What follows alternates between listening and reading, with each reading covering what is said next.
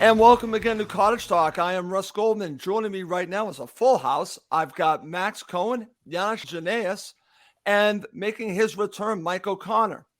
In this episode, we're going to look back at the disappointing 2-1 loss for Fulham against Arsenal at the Emirates. Fulham come up short, but I think that they really showed a good future here. I think they actually showed the whole league and everyone around the world that we mean business, that we're going to be in the Premier League. I truly believe that. I think this was a statement in a loss. Can you get positives in a loss? I'm going to make that argument. But we're going to talk about it in this next hour. It should be interesting. And if you're watching live, please feel free to share your comments. And also, as always, subscribe on YouTube and also on any podcast that shows Cottage Talk. Please do subscribe.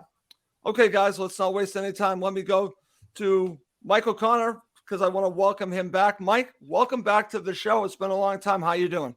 I'm doing great, Russ. Thank you so much for having me, especially on such a short notice. It's great to be back, and I've been looking forward to this pretty much all weekend. Obviously, the game more so. Right. And overall, it's a satisfactory loss. I do think so, because to be honest with you, in my head, I came in thinking we were going to lose 3-0, not because I have anything against this Fulham team or Marco Silva, but Arsenal just really looked like this young, motivated, well-drilled side. So all in all, 2-1, I think, is a fair result if you want to be an objective viewer and kind of take the emotion out of it. Yep. And I think that this is a loss that in juxtaposition to, like, let's say Bournemouth versus Liverpool and any of the other losses that happened this weekend, I think it's one that the players can hold their heads up high. And there may have been one or two tactical decisions that could have swayed the game towards the end of it, and we'll get into that. But I think the loss is fair, and I'm not upset with it by any means. I think every player did their due diligence, and they can look forward to Brighton. Okay. And I'm glad that you brought up Bournemouth, because I actually feel sorry for our friends at Back of the Net, and I'll call them friends because I've actually done a podcast with Back of the Net that covered Bournemouth, and boy, 9-0. Who would you rather be, Max?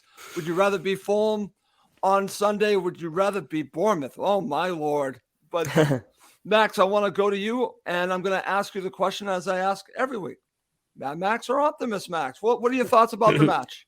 Yeah, no, I think Mike made the great point that, look at the other newly promoted side and look how they did away at a team who honestly had a worse start to the season than Arsenal did.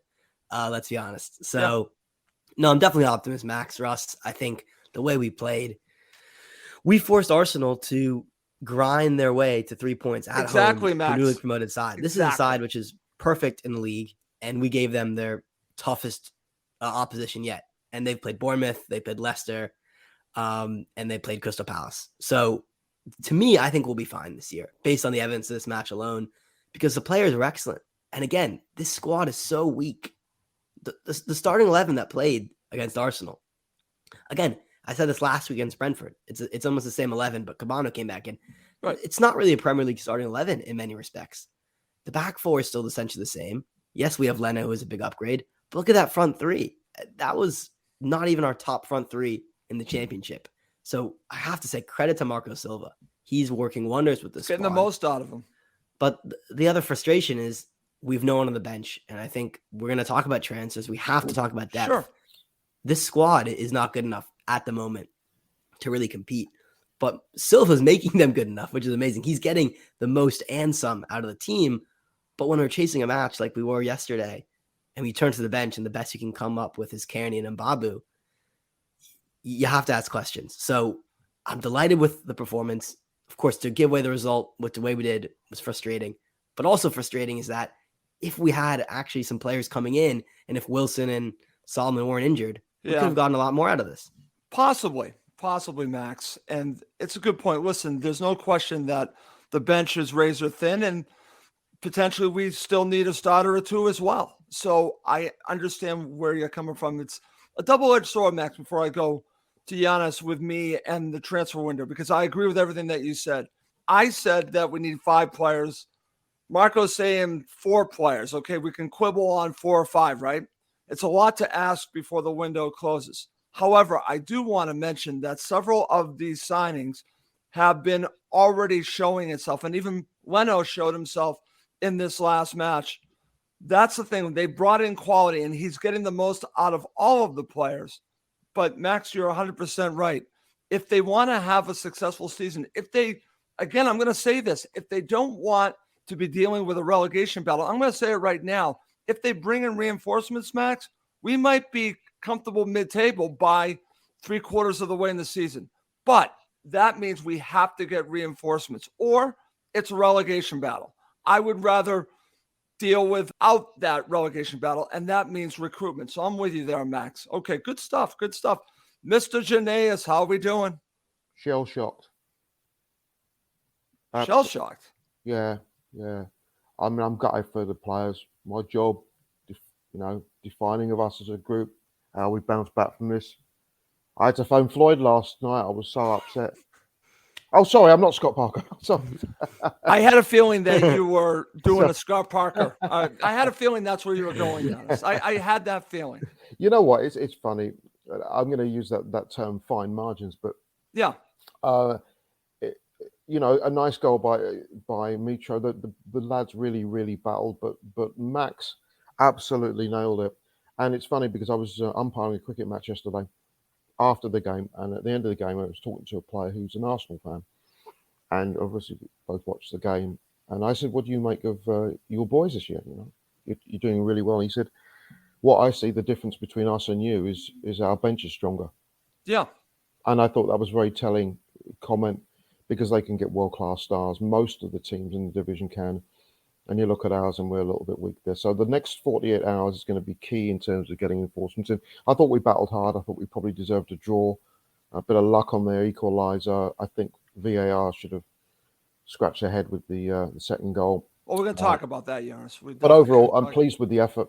And big game coming up on Tuesday against another very good side, Brighton. Okay, excellent stuff. Okay. Mr. O'Connor, back to you. I want to get your thoughts on the strategy of Marco Silva in this match. What's great about Silva is that he's not afraid to change things up, and he's not afraid to go up against a side like Arsenal. And again, I think the way that Fulham were set up was to basically take advantage of Arsenal when we had the ball and create some opportunities, which they did, but be solid in the back. What did you make of Fulham's tactics against Arsenal? Just talking about how we were set up. So overall, I can't, under Marco Silva, especially in the 4 games so far we've seen this season, this is the most well-drilled, organized Fulham side that I've seen in quite some time. So to Max's point earlier about having potentially not the quality, despite Marco getting the most out of the players we have, is the most of the players we have good enough to survive at the end of the season without reinforcements? I also doubt that. But the way that he's drilled them, their organization, the covering for one another, the defense. I mean, looking at Tim Ream, who I'm a huge fan of, but he's going on 35, and he's playing in the best league in the world, arguably. And he is probably one of our standout defenders. I think that's very telling for Marco Silva and his team, because too many fans have slagged him off. Robinson, Tete, which is unbelievable. Tosin was supposed to be the one that would be our mainstay in the back and be the future. And, looking at the 4 of them, he might be the weakest out of these four matches so far. So I think overall, with the addition of Palhinha, Reed, and Pereira in the middle, midfield is looking great. It's very obvious, though, that in the match yesterday, this is the most defensive I've ever seen Marco set us up to do, which is fine. And I understand that. The only thing that he did yesterday that I disagreed with, and I had a feeling they were going to score on us, was when he made the substitutions that he did at the time that he did. I think he did it a little too early, and this sounds horrible, but it felt a little Parker Ballish, only because you could tell at that time he was setting up for a draw. And if you set back with the players we have against a side like Arsenal, with the players they have and the momentum they were building throughout the game, I kind of just felt it coming. But that being said, he's dealing with the cards he has. And so I think overall, he's a phenomenal man manager, and he set us up well organized, drilled, and we were unlucky to not come away with a point. Okay, excellent stuff. And I just posted here on the show a question. Did Marco get it wrong with his substitutions? We'll talk about that when we really break down the second half, but that's something that if you're watching live, feel free to share your thoughts on. We'll get back to that in just a bit. over to you, Mr. Janaeus. Your thoughts on the tactics against Arsenal from Marco? I was a little bit worried because of the game on Tuesday. Did he make the subs because he had an eye ahead for Tuesday's game? Possibly. He wanted to rest players up. Yeah, I mean, there were a few players moaning about the Crawley game, but crumbs almighty, man. I mean, he had to rest the players that played last week against Brentford. Yeah, I saw some criticism of Mbabu, but then people forget Mbabu set up the cross that got Mitro's winner against Brentford last week. So you can't, you can't have it always. You've got to give players a little bit of time. It was a bit defensive, but you're playing in front of 60,000 at the Emirates, an Arsenal team that's going gangbusters. And if he thinks he's made a mistake, he's a pretty self-reflective coach, and that's a pretty self-reflective coaching staff. So they'll debrief it. Probably have done it already today, and if they've made mistakes, they'll recognise it and they'll move forward and rectify them for the Brighton game. Okay, excellent. Max, your thoughts. I'll give you the final word on just the tactics of Marco Silva and his coaching staff. Thought they were great. We soaked up pressure really well. I think credit to Anthony Robinson. I think he had an excellent game. Again, we had to shout him out here because I gave him stick in the past for not being a very good defender, and I think he's put that completely to bed. I mean, wow, he just shut down Saka and Martinelli in this match. I do think the Tete substitution is the only issue because I understand why he did it. I think on paper it was the right call because Mbabu was such an effective substitute against Brentford. But I mean, I don't envy his position, Mbabu coming into a match like that when we're under the cosh, but he was seriously off the pace, and he got beat so many times in that right back position, and you could argue, him getting beat lets score it. So, just the only thing I think I would draw issue with, because honestly, Tete wasn't struggling in my opinion. I think Tete a lot of times looks like he pulled a muscle or he's going down with cramp. I didn't see that leading up to the substitution, so it led me to believe it was tactical. And I think that was the only issue I had. Okay. And I've seen it talked about with Tete. Like I said, that situation, the substitutions, that's a question certainly when we talk about the second half, when we analyze that. I think it's something that we need to go into a little bit further when we talk about the substitutions. It's been a question that many Fulham supporters have had. Why did he take off Kenny Tete? And Max, I think you're making the argument that I think is the reason behind it. And Babu in the last game made a difference, and I think he was thinking he could potentially do it again. And it just didn't work out that way. And when you're playing against a team like Arsenal, to get really up to speed that quick is difficult, and it just didn't come off. And again, you could make the argument that he was obviously involved in the winning goal leading up to that. So I see why fans are upset about Mbabu, but I also think, as you said, Max, to be fair, he's put in a very difficult situation against a difficult opponent in a difficult place at a difficult time. All the odds were stacked against him. It was hard, but, and again, listen, you have to try things, and he was going, I'm talking about Marco, my opinion, was going on based on what had happened, setting up Mitro for the winning goal and was being very effective in the last match. So I think that's where it's going, or where it went. Anyways, one more topic before we talk about the starting 11. This is going right back to you, Mr. Janaeus. I've watched this a few times. Again, we can touch on this when we talk about the second half, but I've watched this several times now. I've seen screenshots of this. Giannis, this is handball, okay? I've seen it now. I've seen a screenshot that slowed it down. This is handball. Did VAR get it right on second Arsenal goal? Did they get this right, or did they get this wrong on the match winner? Your thoughts? I think if it had been the Cottage, we might have got the call. That's what I think. I think this was a hometown call, Giannis. Yeah, it's disappointing. Look, we're going to moan and groan with the calls. All I want is the right call. If it's not a handball, don't give it. If it's a handball, give it. If you watch all these games in the Premier League and you watch as a neutral, you just want the right calls to be made. It was a disappointing call. Coach Marco was obviously upset. He was concerned at the end of the game, and rightly so, and that's why he said he thought we should have got a point out of it. But, as old Coach Wenger used to say, that calls have a way of evening themselves out. Right. And hopefully, we get a few going on our own. But it was the manner was disappointing because I thought for 86 minutes we'd done enough to get the draw, and our shape was really excellent yesterday. We didn't, they had lots of possession, but they didn't really trouble us.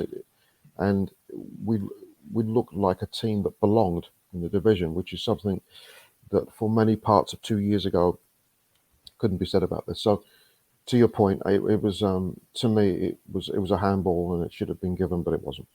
Okay, Max, I want to get your thoughts on this because again, watching this live, I've seen all different angles on it. Then I saw a screenshot. When you really slow it down, you could see it.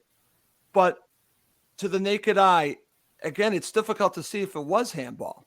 So I can understand why it went to VAR, why it might have gone through as, again, not conclusive enough. But I've seen one that's pretty conclusive. I'm talking about a screenshot of this. So it's a tough decision. You don't have much time to look at it with VAR, but I don't think they got this right, Max. Well, what are your thoughts on this?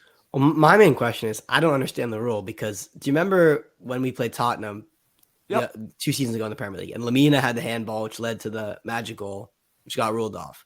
And then there's a big, fuss made over the Premier League had changed the rule like essentially the day after or something, saying that if it's an unintentional handball from an attacking player in the build-up, the goal stands. Wouldn't this fall under that?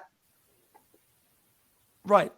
So I honestly don't know, but it seems to me that because of the rule they changed after we had this goal would stand because you can't argue that Saliba intentionally hit off his elbow as a ricochet. So isn't that the correct call? I don't know. I mean, obviously it looks bad on the replay, but isn't that right? That's a great question because I'm not sure. Mike, what are your thoughts on this? No, Max is spot on. I think that is exactly why it stood. Because during the match, at least the stream I was watching, the only VAR that we got was from behind the goal, so you couldn't see where the ball was hitting at all. So I had no reason to doubt what VAR was seeing. And then I saw the screenshot. I'm assuming that you are referring to, Russ, where it's a very obvious on his arm, below the elbow, not a natural position. Then again, he's jumping midair. I mean, what's a natural position at that point? Right.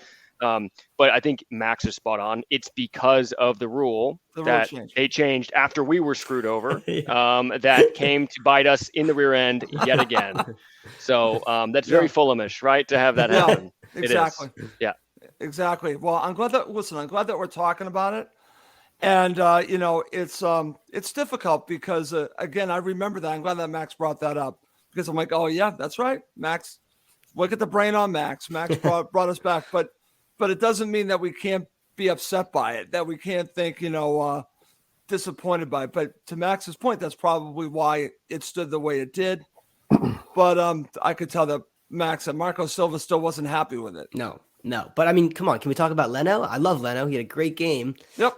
Does he have some fault here? I mean, a keeper, if you jump for the ball and you fall down and it gets tapped into an empty net, I don't want to blame him too much because, again, he saved us multiple times in the match. Right. I don't know. I always saw this more as Leno came out and didn't get the ball and just was weak. Okay. Well, again, we can talk about that. I definitely want to go into more depth about that, Max, when we talk about the second half. I do want to share this comment.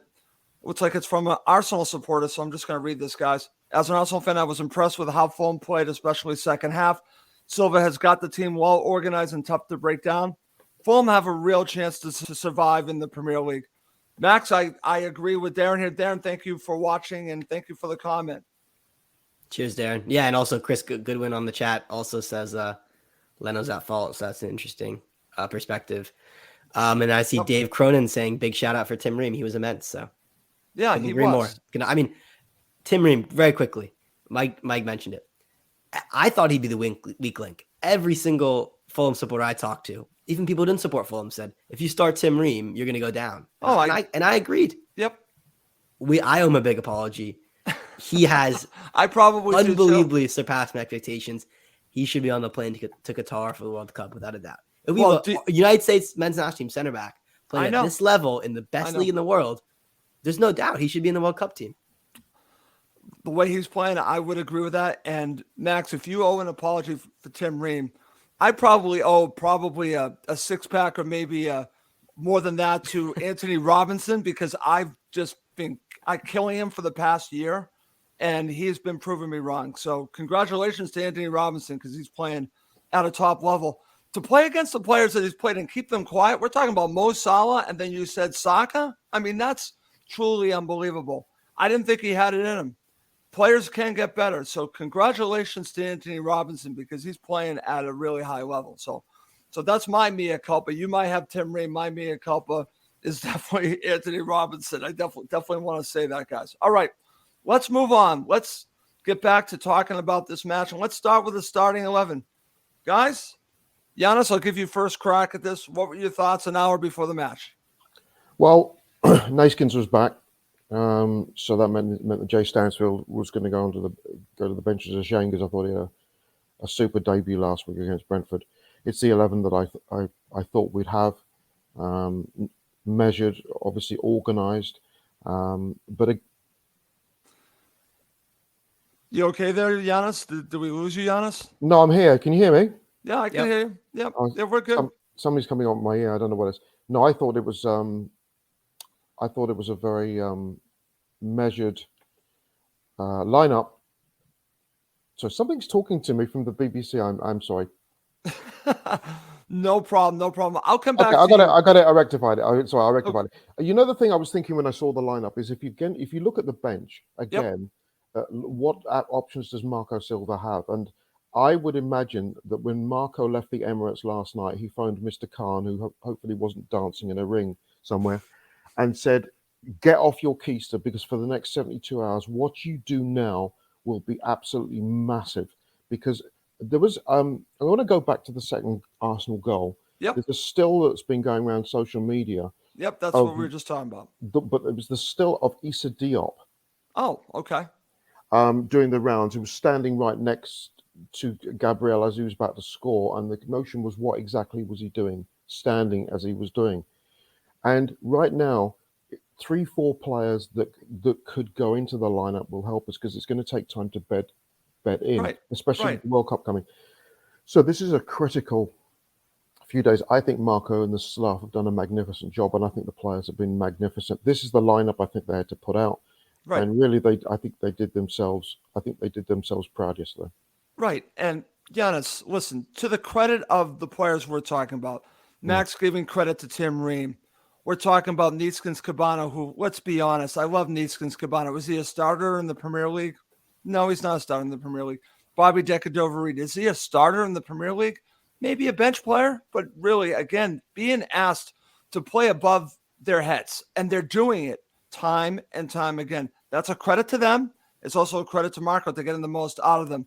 So when you look at it, and I'm glad that we were talking about this at the beginning of the show, when you look at the players out there, there are some championship players that are starting in the Premier League and doing a good job, but we need reinforcements. So I understand where you're going on this. I think we can get by for a while. At some point, it's going to show itself more. And that's kind of why the next few days are crucial. I agree with you, Giannis. If I'm Mr. Khan, I'm giving Marco whatever he needs. I understand FFP, but at this point, give the coach what he needs to succeed because he's doing a job for you, but we need more players. I agree. I've said 5. I'll take 3 or 4 if that's what is needed. Impact players. Okay. Over to you, Mr. O'Connor. Your thoughts on the starting 11. Yeah, I don't think Marco had much of a choice. And to everyone's point so far on this podcast or this show, we've got Jay Stansfield, Tyrese Francois, and Luke Harris on the bench. And that is no disrespect to those young men at all. Right. But they are sitting on the bench for the Premier League at their age, coming from our academy, with very to zero Premier League experience. I mean, 2 of them barely have any championship experience, right, to begin with. So, right. If we had Solomon, if we had Wilson, if they weren't injured, if BDR and Cabana are on the bench, I mean, I think you're looking at a different side with more impact subs with skill. I think Bobby Decordova-Reid, he is such a technically gifted player. I think he does fit well in the Premier League, but is he a starter all the time? Well, that's the whole thing, Mike. That's my point. Yeah, no, absolutely. And so I think he played the bench that everyone would expect him to play, and he was kind of forced to play to try and get a result out of this. The only thing to Giannis's point about Jay Stansfield is I think he is an incredibly bright talent, and I think he's wonderful. And so whether he starts or he comes on regularly as a substitute at this point, he is one of the key, probably the only key figure that will switch out regularly at this point. Okay, very good. I want to just share a comment from our friend Chris Goodwin, who happens to be a Liverpool supporter, but watches every one of our shows, which is great. Chris said this: the Fulham players clearly watch and listen to Cottage Talk. I hope that's true. I do hope that's true. Thank you, Chris, for that. Thank you for chiming in. All right, guys, let's get to it. Coming up next, we're going to break down this match. We're going to go through both halves, and if we have some time, I have a little bonus section. Dan Crawford from HammyN.com has his player ratings. I think we're going to go through that at the very end of the show. Okay, guys, let's get to it. Let's talk about the first half. Mr. Cohen, I'll give you first crack at this. Give me just your overall analysis of how Fulham played in the first half. Yeah, we sat back. We absorbed pressure. I think we maybe had one attack the entire half. And I think that says it all, that we were camped in our own half for much of that game, much of that first 45. And I think the big moment for me was Tim Ream had a great clearance and looked like he hurt his back, but he bounced back up. Martinelli hit the bar off a corner. Leno had a huge save on Saka. So Arsenal were definitely on the ascendancy, no doubt about it. But it wasn't quite as under the cosh as I think some others might have expected. There were periods of pressure, but there weren't too many clear-cut chances. No, that being said, we didn't offer anything as an attacking side, but that was fine. But again, I think what was key is then the half ended 0-0. And in so many other matches we've seen in the Premier League in recent memory, we're down 1 or 2-0 in the first 15, 20 minutes away at a top 6 side. And I think Mike said it really well to start off with. We look the most comfortable, well-drilled squad, I'd argue, since 2012, 13. I mean, this is like 9-10 years back. But the point is, this Fulham team looks like they belong in the Premier League. And that was my big takeaway from the match, is that, yes, we lost, but the fact that we're leading, we're not conceding that first half. This Fulham team seems like a Premier League team. You could not really have said that in recent memory. Totally agree, Max. It's actually a good analysis. And it's funny because Marco talked a little bit about this, that if you look at the entire match, how many clear-cut chances did Arsenal really have? They had some decent chances, but nothing that Leno couldn't save, and I watched back again, and it was interesting because I watched the halftime analysis from NBC Sports, and Robbie Musto was basically, singing the praises of Fulham. Don't forget about Fulham, but he was concerned that we wouldn't be able to keep this pace up for 90 minutes. I guess you could say he turned out to be right, but he was impressed with how we sat up and how we handled their pressure. And he thought that Arsenal was doing everything right, except they just couldn't score. But that comes down to Fulham, Giannis. So when I'm looking at the analysis, and I thought Max did a great job of talking about it, you could talk about how well Arsenal played, but they didn't score. And if you don't score, I think a lot of that has to do with the opposition, Giannis. Your thoughts on the first half? Yeah, you can have 99.9% possession. If you don't score, it doesn't matter. And I thought we looked very compact in the midfield. Defensively, we looked organised. It does put a big smile on my face to see us play a really good Arsenal side, and they are. They are very good. They are. Although I'm going to go out on a limb and say that Silva's the better coach. I mean, I'd like to see what Silva would do with a lineup like that. I mean, Arsenal stacked top to bottom and bench. But I think the true test of coaching is what you can do when you have less. And you look at the organisation of our team yesterday. I mean, we've given Liverpool an awful fright. We should have won at Wolves, but we didn't. We deservedly beat Brentford, and we should have got something yesterday. And considering the lack of reinforcements and what he's had to play with, Marco and the coaching staff have done a magnificent job. So I didn't think that in the first half they were going to break us down. I honestly felt that if they were going to score, it was going to be either from a set piece or from an element of luck. And that's the way it went. But you take it away and you say, okay, well, for the most part, we went toe-to-toe with a team that looks like it could be top 4 at least this year, that should be battling for Europa League this year. And there's a lot to take forward. But as I said, the next few days, and notwithstanding Brighton, who don't have a particularly good record against us, Nope. On Tuesday, who are playing tremendously well right now on Tuesday, but there's a lot to be hopeful about, and we're playing at the Cottage on Tuesday. So that's going to be something to look forward to. Absolutely, Giannis. And I just think that what you just said is pretty spot on to how I feel and what we're watching. And if you go and look at who they played against, and then I'm not trying to take a jab at Scott Parker and Bournemouth, but they played Arsenal, and I believe they lost 3-0. Fulham go down 2-1. And if you look how we've competed against these top sides, I mean, it's like night and day. It's night and day from 2 seasons ago. It's night and day from under Slavisa. We are set up to stay in the Premier League and hopefully at some point, maybe, like I said, thrive in the Premier League to the point where we're comfortable. Again, I think that a lot has to do with reinforcements. If they don't get the reinforcements, then it's going to be a relegation battle. And then, we'll see how that all plays out. But good stuff.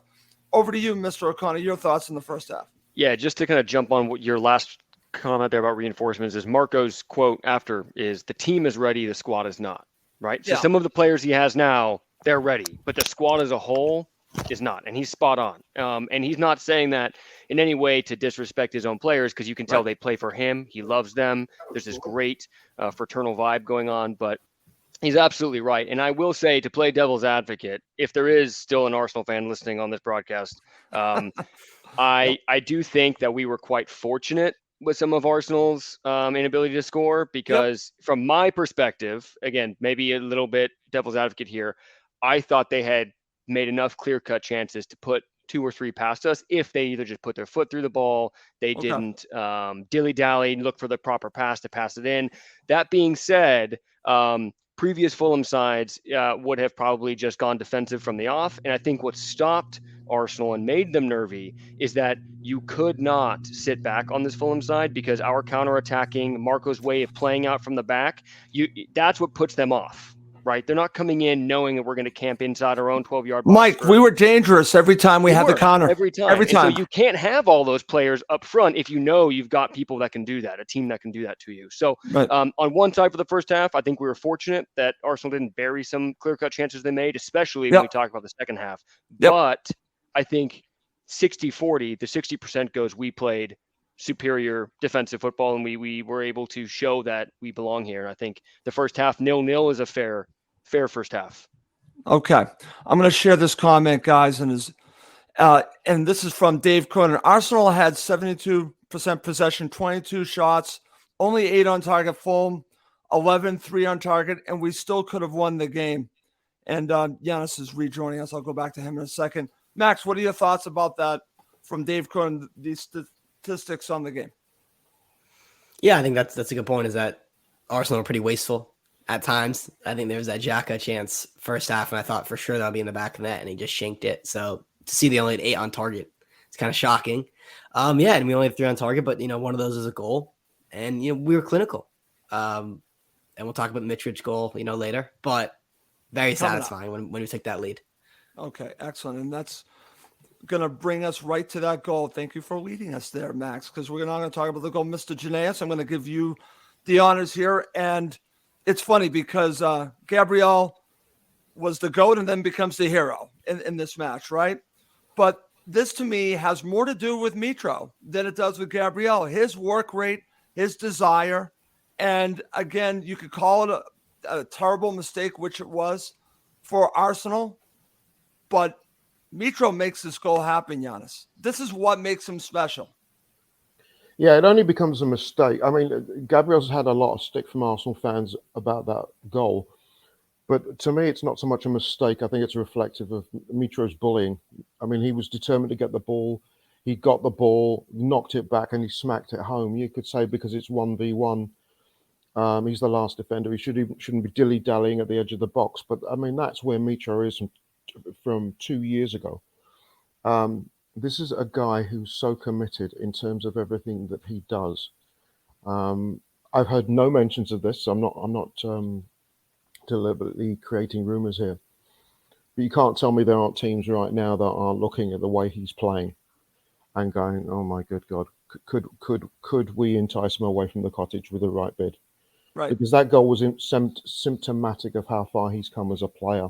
I mean, it's almost as if that goal, that winning goal for Serbia, in the World Cup qualifier against Portugal. That incredible header, it really was. It's just telling you where his confidence level is right now. And there are many teams that would give a lot of money for a striker like him. And it's not so much even the chances that are created for him. He created it on himself. That was all him. That was And all him. all Giannis. him. That was It was all all him. him. It was And all Gabriel and defenders have had mares like that. Yeah. Yeah. So that you've got to get, and strikers are taught you close down and you make it difficult for defenders, and that's exactly what he did.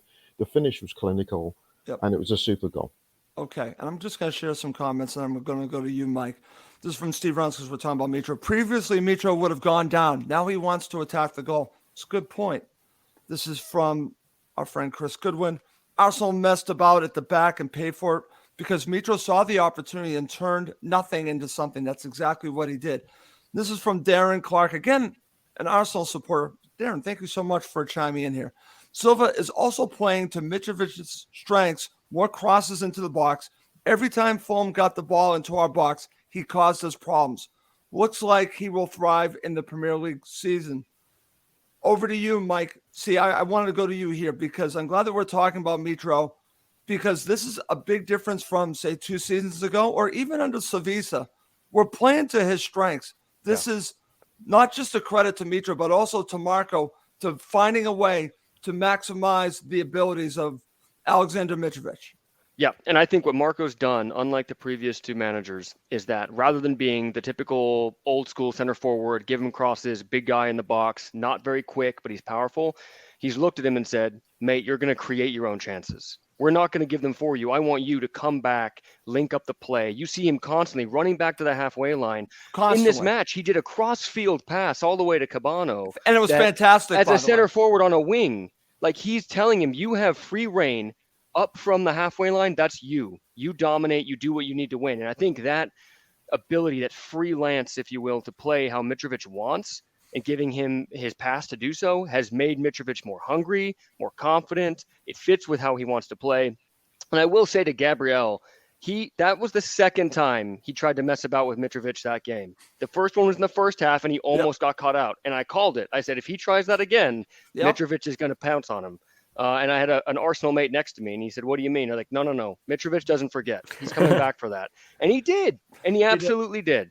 And then there was a third time where Gabriel tried to outrun him, and he was very fortunate that it ricocheted off Mitrovic chasing him down and went out for a goal kick because Mitrovic 2 seasons ago, definitely under Parker, but under anybody else might have not gone for that. Maybe he would have been more lethargic, but he is fit. He's hungry. He's powerful. And he's going to create unorthodox goals because he's an unorthodox guy, and that's what makes him who he is. Absolutely. Good stuff. Okay. Mad Max, whichever Max you are, I'm going back to you. Let's talk about, unfortunately, the equalizer from Arsenal. Now, this is a deflection, but I want to talk about the person who scored this because I thought he was, if I'm an Arsenal supporter, Odegaard, I thought was the man of the match. I thought he was dominant, set everything up, really just controlled the play. But this was a deflection. So I'm going to ask you a question. Do you put anything on Leno on this, or is this just, again, listen, it was a good player making a play. It deflects, I believe, off of Tosin, goes in the back of the net. Do you put any on Leno? No. Because you're right, the Tosin deflection was super crucial. I put the blame on the defense or the central midfielders because you can't let Odegaard, who, as you mentioned, was by far the best player on the pitch, I'd say yesterday, just essentially run, 20, 30 yards unopposed. He had a full head of steam.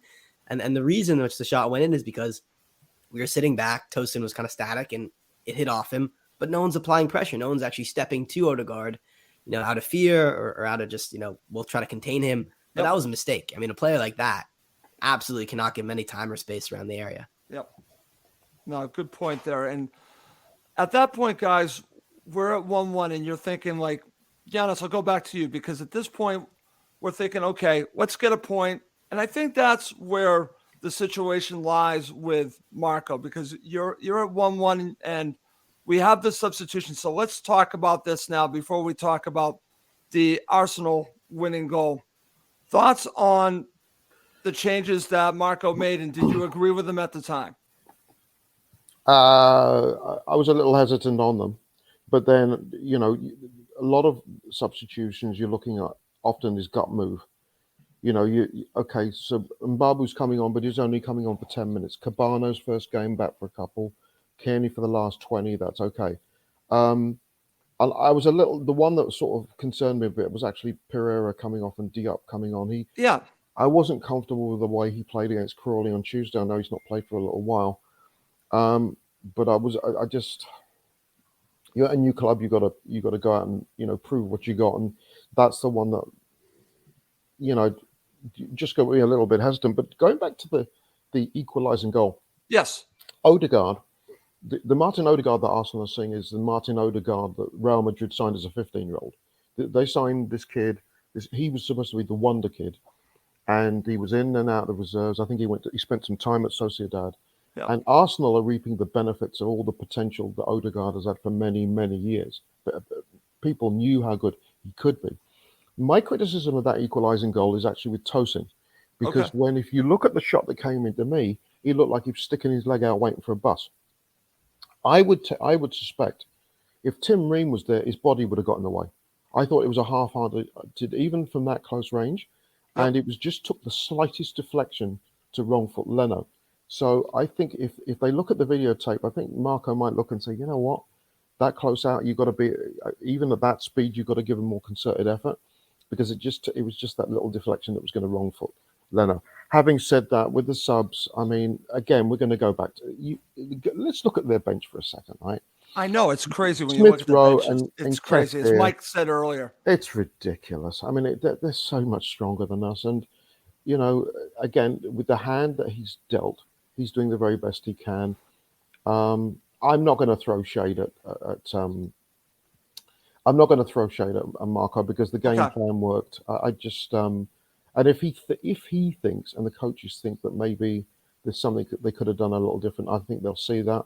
And with better players, the options off the bench in terms of selection process is going to be easier, because you've got better players to bring up.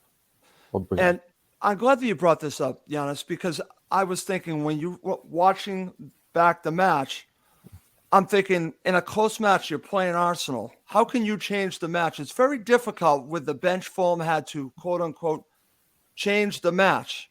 Arsenal can do that left and right. Liverpool can do that. Most clubs can do that. Right now, Fulham can't do it, partially because of injury and partially because of recruitment. And it makes things harder on the coach and the players, who are giving you everything that they possibly can. Yeah. But sometimes you need help.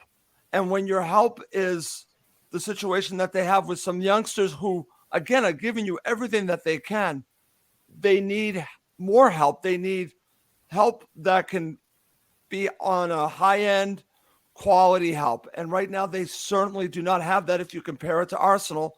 And Arsenal can change the game. Fulham right now can't.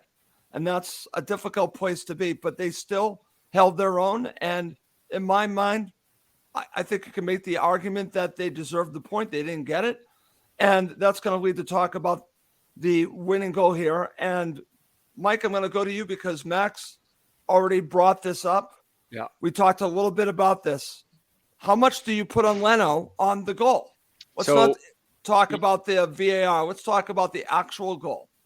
I try and stay away from criticizing goalkeepers too much. It's an incredibly difficult position when the box is filled with 6'4" folks in there as well. He missed his punch. Yes. He collapsed on the ground a little bit there. Yes. But I will say to go back to the previous point, my biggest issue with the substitutions beyond timing, I think you could have waited a little bit longer. Yep. But that's just figuring out your players, is why Diop? Why not Shane Duffy? Because Shane Duffy is the man you want in the middle to head balls away. I think if Shane Duffy is where Diop is, even if Leno is there, Shane Duffy's strong, big enough, experienced enough. He's actually had a full preseason for the most part with Brighton to know how to do that. Why Diop came on, especially after Crawley Town, I don't understand Diop. Mbabu he got smoked by Martinelli 3 times, exact same way, leading to 3 different corners that eventually resulted in the goal. That's hard to come into a game when you have cold legs against someone like Martinelli, who's fast, and a team that's in flow. So really the substitutions, he has what he has. My biggest concern was Diop, not Duffy. And I think that Leno, I fault more so the the defense that just kind of stood there and crowded him out. And as you said, when you see Gabriel hit it, Diop's kind of just standing there like, what do I do? And it's not good enough. And West Ham obviously agreed, and they offloaded him. So I think, not to be critical of Diop, he has the potential to be fantastic. I do. I think he's a big guy. He's strong. But would I have put him over Duffy if you're going to make that change? No, I would have brought on Shane Duffy instead. It's an interesting second guess. Giannis, over to you. How much do you put on Leno? I'm not going to. No, I don't. There's a lot of pressure in the box, but if the foul is there, the foul is there. Diop was standing there like a lamppost, and Duffy can't play. Duffy can't play for us on Tuesday against Brighton because that's right. Right, so might as well stick Duffy out there. Duffy's one of the best headers of the ball in the Premier League. That's a good point. So stick him out there. His performances so far have been decent, so why not do that? But Diop's biggest problem is not going to be to prove it to his coaches, is to prove it to his teammates. You got players that will have bust their you-know-what for 80, 90 minutes, see someone lollygagging onto the field. Changing rooms afterwards can be pretty hot-headed places. I can see Mitro walking over and going, you might do this at the Olympic, but you don't do it here. And I think, it's proving that to your teammates in a situation like that, in a melee with 4 minutes to go, that's going to get you the respect of your teammates, because your respect to your teammates is going to be more important than the fans. As if the teammates have got your back, you can deal with anything else. And that's where I think with Duffy showed himself to be a model professional since coming in, and he's a good little pickup, but he can't play on Tuesday. So I would have put him in over Diop. Diop shouldn't be anywhere near the team until he's fully match fit and until he's fully emotionally committed to the cause when he comes on the field. Okay, good stuff, guys. Great stuff. Okay, so unfortunately after that, listen, Fulham had an opportunity with a shot from Chalba from the from the set piece from Harrison Reed, but it ends Fulham losing 2-1. And again, like I've mentioned before, I thought that they acquitted themselves very well, and they lose. But again, I think they gained some respect, and I think that they deserve, me personally, potentially to get something out of the match. But, credit to Arsenal. They did create a lot of opportunities. They were the better side. They got all 3 points, and we move on. But before we move on to end the show, guys, I am going to ask you man of the match. But before I do that, I thought a fun way to end the show would be to go through player ratings. We used to do a whole show on player ratings. We're going to kind of do it a little bit rapid fire just for time's sake. But Dan Crawford just posted his player ratings on HammyN.com. And Dan is a former co-host, and actually Dan wants to come back on the show. We'll have Dan back on the show. I love Dan. Dan is one of the reasons why Cottage Talk continued. So thank you to Dan Crawford, and it has a great podcast right now called The Green Poll. Highly recommend it. But I'm going to share this with you guys on my screen, and we're going to go through the player ratings. Sound good? Quickly. We'll go through them quickly and get your thoughts. I'll go back and forth between the three of you so we can get through all the players. So let me share my screen. So just give me a second, and we'll share it, and we'll go through the player ratings from Dan Crawford. Let me pull this up. Let's see. Here we go. And now I'm going to share the player ratings. Okay. Giannis, I'll go to you first. Bernd Leno, he gives a 7.5. Do you agree or disagree? Disagree. I think I'd give him a 7. I thought he played well, but again, it was that crucial, the second goal. I mean, foul notwithstanding. Nice save from Xhaka. He still needs a little bit more time, but Rodri's going to have a difficult job getting back in. But 7's a good performance. 7's better than 0. So. Okay. Mike, Kenny Tete, he gives him an 8. Do you agree or disagree? I'd give Kenny an 8.5 for sure. Okay. I think he kept Martinelli in his pocket, or whoever, when they switched them out on the wings. Him and Robinson, they had them locked up for the most time. So there's few crucial saves. That Tete did with his last minute tackling too. So I'd give him probably an 8.5. Okay, Max Tosin, Dan Crawford gives him a 7.5. Agree or disagree? Yeah, I think that's about fair. I think, was he at fault for the first goal? Maybe. But I think I can also easily think of a bunch of situations when his recovery pace stopped an Arsenal attack. So I think 7.5 is the right range. Yeah. Okay, right back to you. Tim Ream, you're mea culpa now. He gives him an 8.5. Agree or disagree? Yeah, I think that's a very good score. I think 8.5 is spot on. Tim Ream might even be the man of the match, so we'll see how the ratings pan out. But I would not be surprised if 8.5 is the best Dan gave. Okay, we will do man of the match at the very end, guys. Giannis, back over to you. Anthony Robinson gets an 8. My mea culpa. I think that he put on a great performance. I think 8's fair. Agree or disagree, Giannis? I agree. I think 8 is a very good, it's a very good rating there. And I think that it's interesting that we're not really talking about Gabriel Jesus, who's no, it's a great shout. He's been. How about Saka? Yeah, well, yeah, absolutely. I mean, we did a really good number on the strikers today, and we're gonna. I mean, there aren't going to be many better teams with better strike force than Arsenal have got. So, Robinson technically has improved, and again, he's got an eye on the World Cup, but I think he's probably going to be the starting left back, I would think. But nonetheless, played very well. Yeah, I do agree with the 8. Okay. Mike, over to you. This is an interesting one. Harrison Reed, he gives a 6.5. Now, the issue with this is that Odegaard was fantastic. So do you put it more on Harrison Reed or Paulinho? But he gives Harrison Reed a 6.5. Do you agree or disagree? No, I'm actually, not to skip ahead, but I'm looking at Bobby Decker Reed getting a 6 and Harrison Reed getting a 6.5. I would actually swap the two. I think Reed was largely non-existent that game. He runs his socks off. He puts his body on the line, but I actually think he was very non-existent that game. Whether it is because Odegaard is just that smooth and silky and great, which he is, but I just don't think it was his best shift. Okay. Yeah, I think I would give him a 6. Okay, very good. Okay. Max, over to you. Paulinho, he gives a 7.5. Agree or disagree? Yeah, I think that's about fair. I think 7.5. That's a fair range. I think he needs to watch himself. I think someone in the comments said he already has 3 bookings in the first 4 matches. I love his aggression. Sometimes it can get a bit out of hand. Yeah. But I think very good. And I think one thing we haven't mentioned this show, which I've talked about in the past, I think the reason we're seeing Tim Ream play so well, we're seeing Tosin play well, is because of João Paulinho. Absolutely, Max. Central defensive midfield, I really believe, is one of the most important positions, if not the most important position in a team. And it's such a great asset. We have someone like Paulinho there. Okay. Giannis, back over to you. You know, it's funny. This player is becoming one of my favorite players. Andres Pereira, 7. Agree or disagree? 7 is Dan's got it again. 7. I mean, it was a tough game for him, but he doesn't to me look recognizable as the same player when he played for United. His work rate has been excellent, and he's running up. He's covering every blade of grass, and there seems to be a good understanding between him and Harrison and João.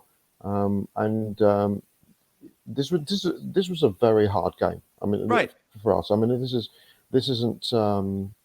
I won't offend other fans, but on this one, but going to the Emirates is one of the toughest stadiums you can go to and get anything. And I was a little disappointed when Pereira was brought off. So I'd give him, 7's a good one for me. Okay, very good. All right. Max, back over to you. Neeskins Cabano, 7.5. Agree or disagree? I'd maybe go a bit lower, 6.5, 7. I thought he was good, but when I think of the actual attacking situations, not great. And the one situation I really think of is when he had the counterattack, and I can't remember who it was, but there's someone who was free in the center, and Cabano, it's unlucky, but the ball hits a standing foot and he just whiffs. That really was a golden opportunity just to square it, and we could have gotten a second goal there. Right. But let's also give him a shout out. I'll criticize him, but that touch he had from the Mitro ball, which Mike was talking about, that was one of the best skills I've seen all season in the Prem. I mean, what a touch that was. Unbelievable. I'm glad that Mike brought that up. It was fantastic. Okay. All right, Mike, back over to you. Let's talk about Mitro. Dan gives him an 8. Agree or disagree?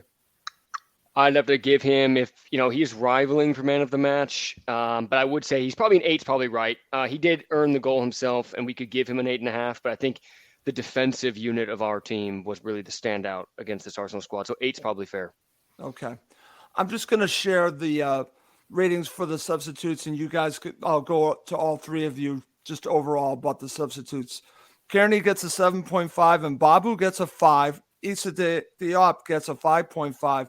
And Chalaba gets a 6. Jay Stansfield gets a 5. Giannis, over to you. Any thoughts about the ratings with the substitutes? I wouldn't give Issa a 5.5. I might put the decimal point one to the left on that one. I thought Kearney played really well when he came on. Babu, I feel a bit bad for him because people the goal last week against Brentford that set up, and he's up against they were flying, they were going all guns blazing at that particular time. Chalobah makes me nervous every time he comes on the field. He does, and I think looking ahead to that transfer deadline and looking at the subs, because we're allowed 5. I mean, really, you look at the players we're bringing off, and you're going, oh God, we just don't have that. We don't have the depth. It is what it is, right? And we've had months to get the depth, and the breadth is not far off, but the depth is way off the mark. I thought Kearney was the best of the 5, and it's good to see he's got some life in the old dog yet. But ultimately, they just had a little bit more strength and depth than we did. Okay, Max, your thoughts on the substitutes and the ratings from Dan Crawford? Yeah, I think I think they're all largely spot on. Chalobah, you do have to give him a shout out though. He nearly scored a win or equalizer very late on. He did, and that's not an easy connection to make with the volley coming in. He's on full stretch, so got to him. Okay, Mike, how about you? Yeah, overall, no complaints. I think Dan largely got it right. I think the substitutes largely right. And I think it's also very difficult as a sub to come in against that game. So it's nothing really necessarily against any of them, but yeah, it was just a tough one to come into. So I think he's pretty spot on. Okay. All right, guys, to end the show, we'll do man of the match. Max, I'll give you first crack at it. Who's your man of the match? I have to go Anthony Robinson. I was thinking Tim Ream, thinking Mitro, but Robinson, I mean, he was just... Every time you mention him, I feel bad. I don't know why. Every single time. He forced the booking out of an Arsenal. Ben White, I think it was very early on, which was key for us. Yeah. It seemed every single time someone tried to run at him, he just stood strong, which is not something we've seen in the past. And I'm just very impressed with this play. Okay. Mr. O'Connor, and again, thank you so much for joining us. Who's your man of the match? It's Anthony Robinson as well. Kept Saka quiet. I think most of our counterattacks, when he would sprint forward, we're spot on. And I think largely the entire defensive unit as a whole was great, but I think Robinson just by like 0.1 nudges Tim Ream for me. Seriously, does he listen to the show? Because if he does, he's going to be pretty upset at me. So I hope Anthony Robinson doesn't listen to Cottage Talk, but he might be. All right, over to you, Giannis. Who's your man of the match? Tim Ream. I thought he was absolutely. I mean, I thought Robinson had an excellent game. I thought Mitro worked so hard, but for me, Ream was measured, he was quality, he was calm, he was assured, he played as a captain. He was absolutely brilliant. It's a lot of us questioned the 1-year extension to the contract. Yeah. But oh dear, I will cheerfully admit, I thought it was magnificent he'd be around as a squad player. I hope that he's kept on in a coaching capacity next year. No disrespect to Harry Arter, but I thought he has played. He's left me with egg on my face with his performances this year, and I probably would have given him a 9 for yesterday. It was superb, so I give it to Tim.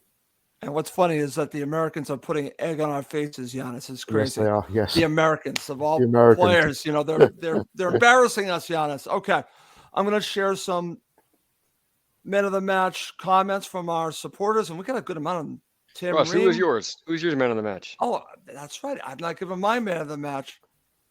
I'm going to give it to Anthony Robinson. Yes, Anthony, if you're watching or listening, I'm going to give it to you. You were phenomenal. To do what you've done against these top high-quality players, I'm going to give it to Anthony Robinson, but you can make a shout for Tim Ream as well, but I'm going to give it to Anthony Robinson. So that's where I'm going. But our friend here says, man of the match, Robinson. Shout out to Ream. So we're kind of on the same page with this. Dave Cronin, Tim Ream or Robinson. Tim just shaded it for me. Let's see what else Dave said. I meant Tim Ream. Yes, I understand that. Let's see. Showtime 33. Love the Robinson pick. Rob versus Saka push. Let's see what else we've got here, guys, to end the show. Let's see. Combe. My friend Combs says, Tete, man of the match for me. We really haven't talked that much about him, but I see the point.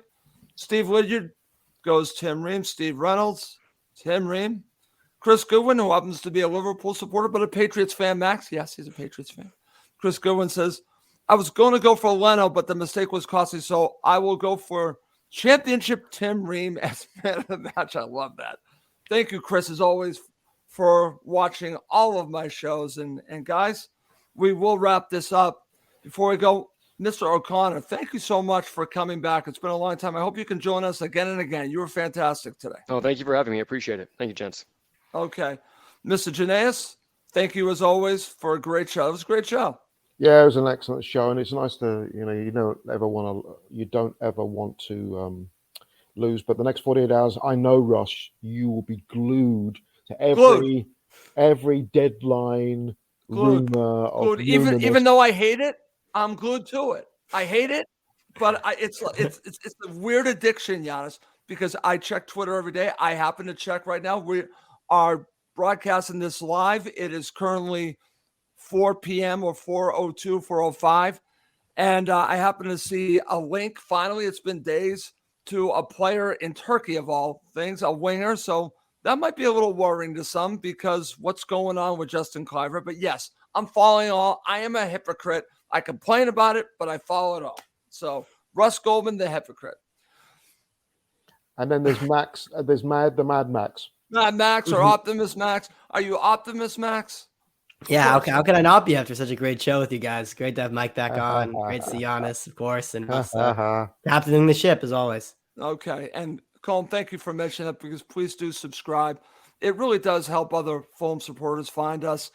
The numbers keep going up and up. We're about like 550 right now, but I'd like to someday really see that triple or quadruple the amount on YouTube because I've watched so many videos on YouTube and I just think that it's a great way to watch Cottage Talk. So please do subscribe. One final thing, guys, before we go, and I tweeted this out. I can't tell you at this point what's going on, but I can say that we are hopefully going to have an announcement soon, something exciting for Cottage Talk. And again, hopefully we will have that soon within a few days, but something is looking pretty good, but I can't announce it until it becomes official. But be on the lookout for an announcement from Cottage Talk. Might not be in the next show, but in probably the next couple of shows, we will be announcing something that I think is going to take Cottage Talk to the next level. That's all I'm going to say. All right. Great show, guys. Well, that's going to do it for this episode of Cottage Talk. For the return of Mike O'Connor, obviously, Giannis Janaeus and Max Cohen, I'm Russ Coleman. Thank you as always for watching and listening to Cottage Talk.